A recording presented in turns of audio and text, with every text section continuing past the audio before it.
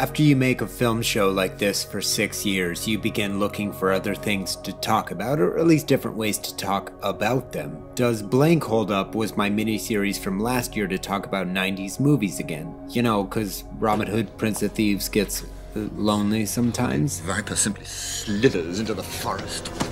This isn't commentary on the quality of any of the things I'm talking about, it's telling the stories behind the effort that created the art that made history. Dune has been around and in development in Hollywood since Willy Wonka and the Chocolate Factory came out. It wouldn't see the screen for the first time until 1984. That's 13 years. I want people to know that films have a deeper impact than it might appear on the surface, even the misses, especially the misses. For example, without the 1984 Dune film, we might not have real-time strategy video games at all.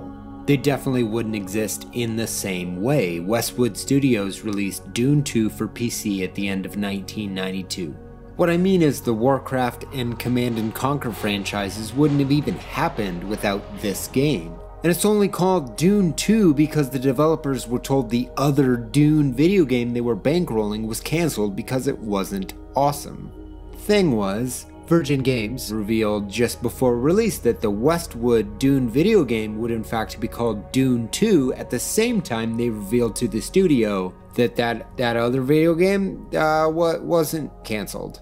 Flashback special effect wind chime noise slowly fading out, voice.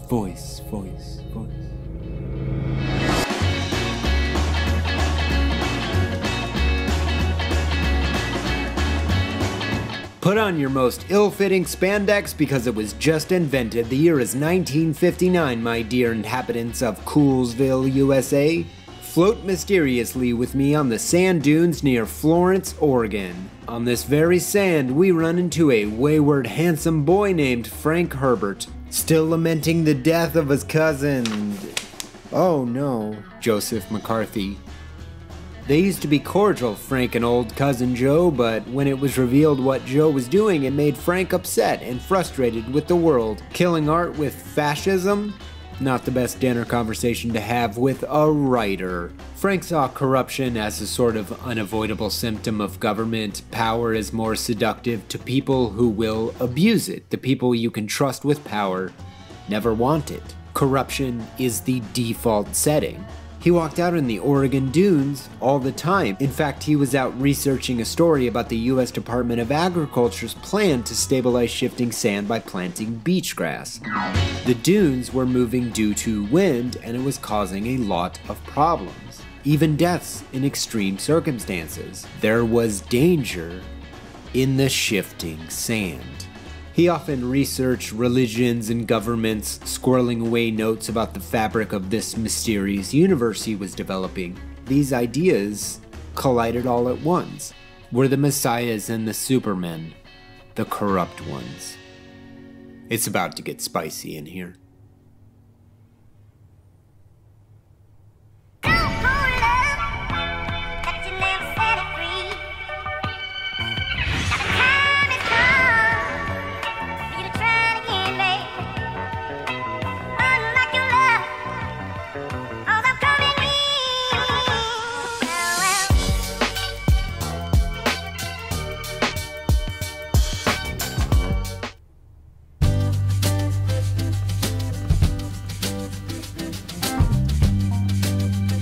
It's the summer of '71. Disney World is about to open for the very first time. The Pentagon Papers are just starting to get published and hits theaters. We were so young then. The company Appjack purchased the rights to film a movie version of Dune. This was probably more of an opportunity timing for a purchase, as they were quite busy with sequels to Planet of the Apes at the time. There's the usual revolving door of directors and producers for a few years as it sat on the rear burner. And in 1974, things get pretty wild. A consortium of French companies buy the film rights from Appjack and choose Chilean-French Alejandro Jodorowsky to helm it. Where's that music come? You know what? Never mind.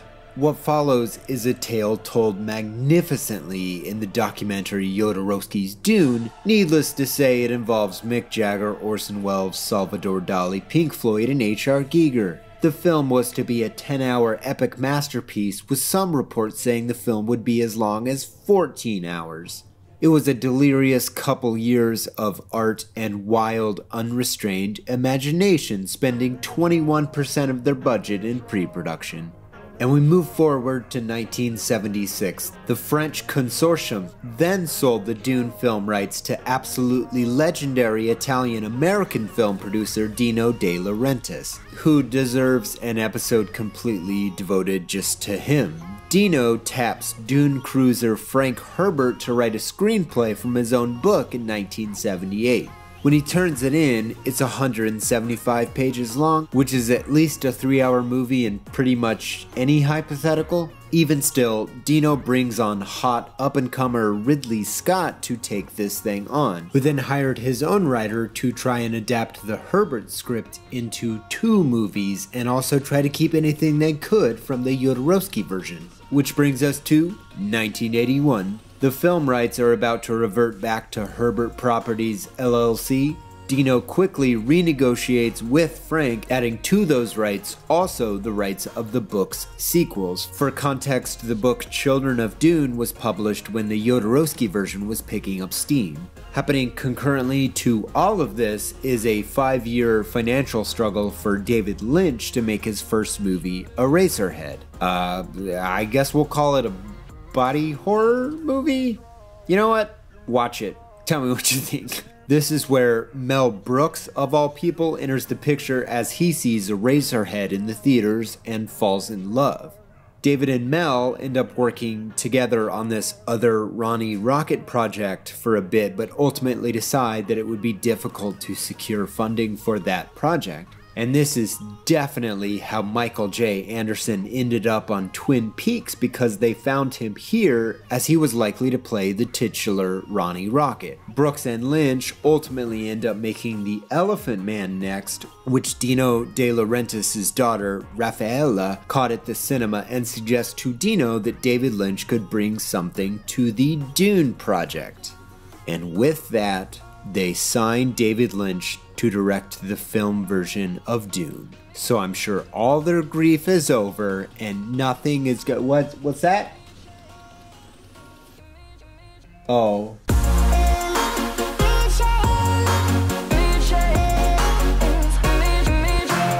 David Lynch took this on directly after turning down the director job on Return of the Jedi. He had not read the Dune books or had any familiarity with the story whatsoever. I think what happened here is quite interesting. By all accounts, the studio put together a massive budget. They built tons and tons of lavish sets. It was shot on 16 sound stages in Mexico. The exterior shots were filmed in Chihuahua specifically. It finished on time and on budget. They were proud of the thing they made. Frank Herbert was around a good deal, I remember. Boy, is, kind of that attitude, boy, isn't this great? Very happy to see his vision, come to life, and in whatever form. I mean, obviously this book had to be altered a great deal, and he just seemed to be quite fine with, whatever form it took. I think Dune is held up as one of the paragons of epic science fiction storytelling. It spans some 34,000 years over 6 books. It is dense. For the purposes of this exercise and my own sanity, we'll focus just on the first book for now. Most truthful sentence ever incoming. Dune is obsessed with melange. Thank you for coming to my TED Talk. Good night.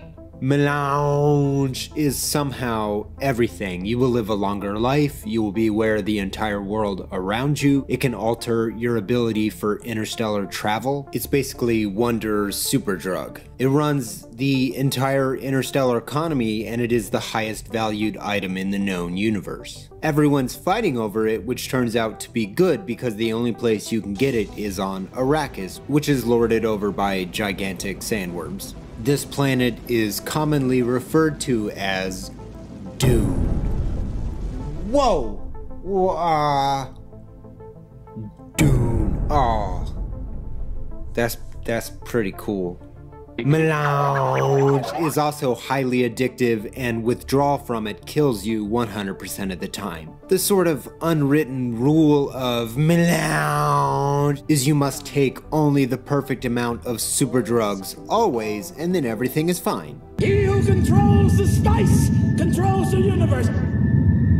Mess up and you die. Also, this is highly addictive. Did I not put that on the package? Okay, bye! There's a density to lore in Dune that I think is difficult to translate into a film. Imagine even attempting to describe the plot of the first Dune novel in 30 seconds. Duke Leto Atreides of the House Atreides, ruler of the ocean planet Caladan, is assigned by the Padishah Emperor Shaddam IV to manage the harvesting of melange on the planet. In 1984, without widespread knowledge of the source material, in the first 5 minutes of sitting down in the theater and slurping down an ecto cooler, as you do, you were met with this.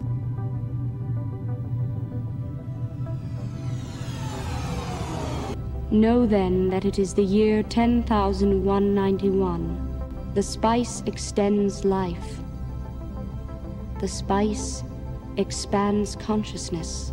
The Spacing Guild and its navigators, who the spice has mutated over 4,000 years, hidden away within the rocks of these deserts, are a people known as the Fremen. Return of the Jedi came out last year. I want to take a moment to say that David Lynch did a remarkable job here on only his third movie in somehow working within extreme conditions on a massive budget. We're directors in this exact dilemma in their careers on the regular. He managed to make some sense of the loriest book that has ever lored, which he had never read, and he got great performances across the board in the film's 49,263 speaking roles. Like, imagine if Steven Spielberg just casually dropped that he had never read Jurassic Park. But like all things that go up, they must come down. In his review from 1984, film critic Roger Ebert said, "This movie is a real mess, an incomprehensible, ugly, unstructured, pointless excursion into the murkier realms of one of the most confusing screenplays of all time." He gave Dune 1 star, but he also gives the most erudite, succinct description of Dune as a story you're probably ever gonna find. Paul leads his people against an evil baron and tries to destroy a galaxy-wide trade in space, a drug produced on the desert planet. Spice allows you to live indefinitely while you discover you have less and less to think about. Damn son, nailed it in one? The criticisms at the time were that the film was a confusing mess where absolutely no one had any idea what was going on, which is true.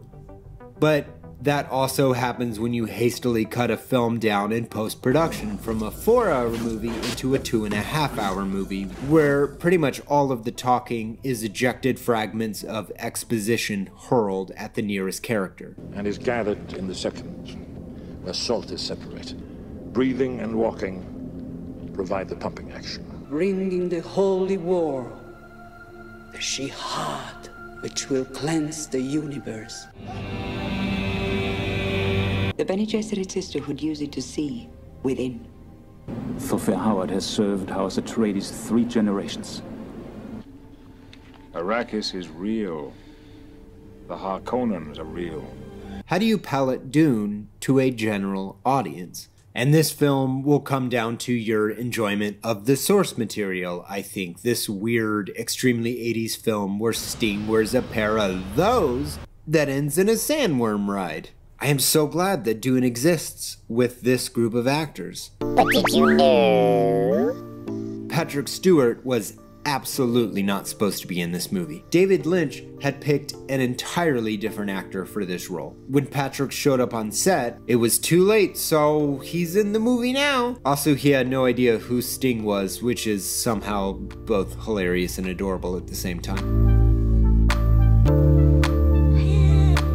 Dune was a financial disaster and opened behind Beverly Hills Cop in its second week of release. It was obliterated by critics, but I don't really care. What a strange moment in time, captured perfectly in this weird, disgusting, at times boring, very difficult to follow, wonderful 80s-ass thing that a lot of artisans worked on and built so much for.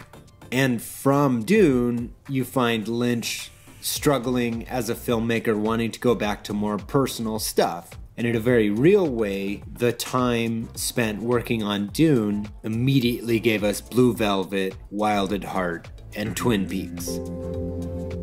Conversely, Dino De Laurentiis' company filed for bankruptcy 4 years later after some more box office duds posthumous to Dune. They sold off some assets and survived. No one touched Dune for 16 years after that. Maybe Dune was never meant to be a movie.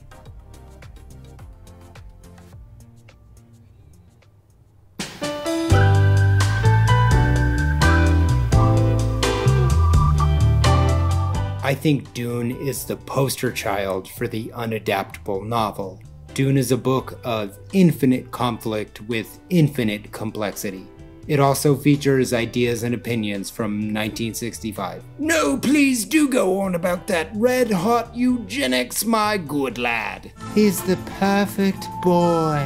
On some level, it's Frank Herbert's response to politics and family. It's super weird, and I love super weird. Oh, David Lynch doing the $45 million 1980s super drug rodeo space movie? Yeah, yes, yeah. Dune's dense lore makes more sense to me. This is an opinion. As a mini-series, and we saw one of those in late 2000, which was the first of the old Sci-Fi Channel miniseries premiering to some of the highest ratings Sci-Fi Channel would ever see. It did so well, it paved the way immediately for Battlestar Galactica on that very network. Dune is kind of a thing that never really found huge success on the main stage, but somehow inspired worlds of sci-fi in every artistic medium on Earth. A rich field by the look of the color. Is that worm sign? There was more movement back on the film front in 2008 when it was reported that Peter Berg wanted to go ahead and take a swing at this. He was shopping around Dune at the same time he was shopping around Battleship, an actual sentence. And I can see why the idea of a breezy hour and 45-minute Peter Berg sandworm fight movie perked up some ears in Hollywood. Time went on, that all kind of fizzled out. Because Battleship, baby! Which brings us to right now, in a world still reeling from an ongoing global pandemic that shifted the fabric of 100% of our personal lives, and a global movement is simultaneously still marching in united righteous upheaval against an unjust and racist system that has not yet seen an equally righteous accountability standard applied to it. And it needs to. Greetings from 2020. Bring carbs and blankets.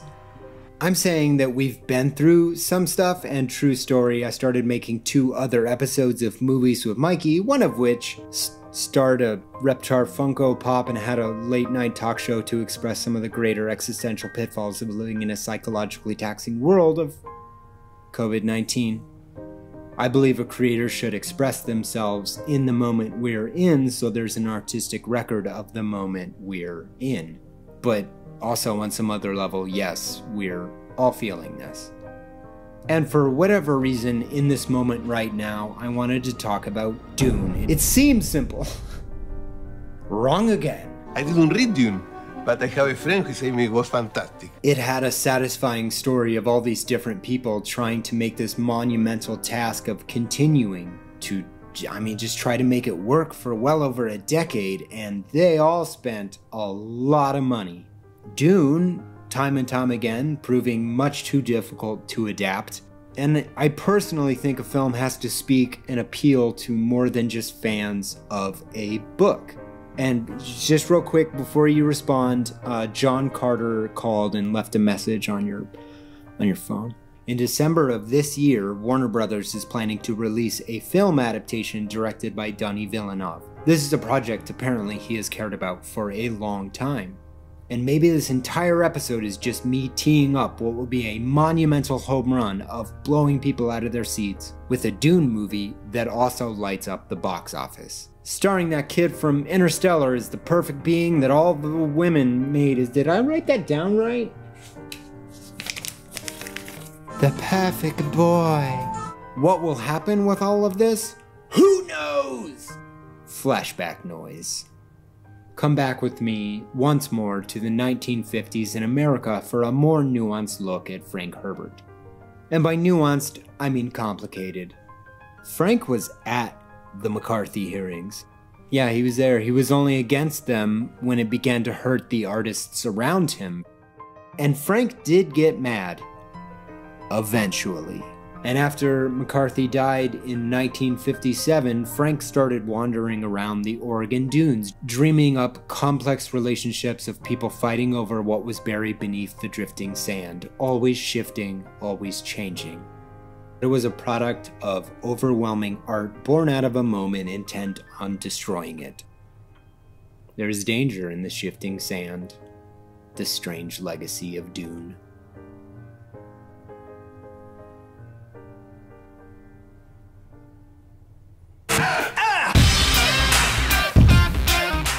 We did it, Melange, Sam Bacon, Rihanna McBride, Captain Awesome, Kirsty Shaw, DJ Kento, Walter Taylor, Dead Plastic, Cat Murray, Stephanie Riches, Rick Osborne, Adam Van White, Sweet Greg, what a good name. Tobias Hodges, I Am Clockwork, Graham Shaw, Amy McLeod. Check out our Patreon, patreon.com/movieswithmikey. Follow me on Twitter, probably don't. Scott John, Clee, Alan Hinklich. Yeah, these names are getting more interesting. I like it. Joshua Jameson, Lee Dome, Sandy and Jeremy Lester, John Erickson, Benedict the Mad, Pat Rothfuss, Merlin Brittenham, Will Shenmeyer, Michael Laidlaw, APAC Attack, Ethan Fan, Benjamin A. Straub, Henry Croft, Kelly Naylor, Richard Scott, John McGarty, Adam Thomas, Brad Howingler, I tried. I did pretty good. What's up, Jacob Koziel? Melange.